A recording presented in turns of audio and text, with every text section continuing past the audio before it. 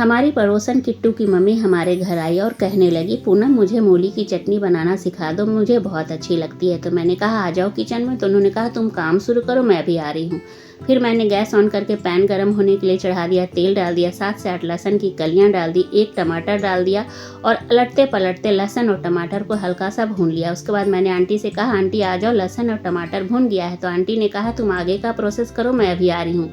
फिर क्या था, मैं समझ गई कि आंटी चटनी सीखने नहीं लेने आई है। एक मूली लिया, उसे छील लिया। उसके बाद मूली को मैंने यहाँ पे रफली चॉप कर लिया। मूली को रफली चॉप करने के बाद यहाँ पे मूली के पत्तों को भी रफली चॉप कर लेना है। उसके बाद हरे धनिया को भी रफली चॉप कर लिया।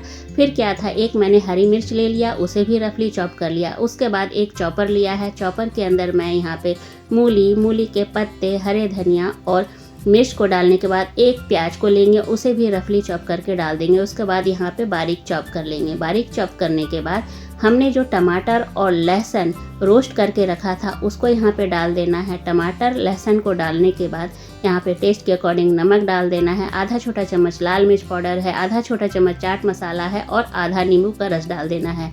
इसके बाद इसे भी बारीक चॉप कर लेना है। उसके बाद ये हमारी मूली की चटनी बनकर तैयार हो गई। हमने आंटी को दिया, आंटी खुश होकर चली गई।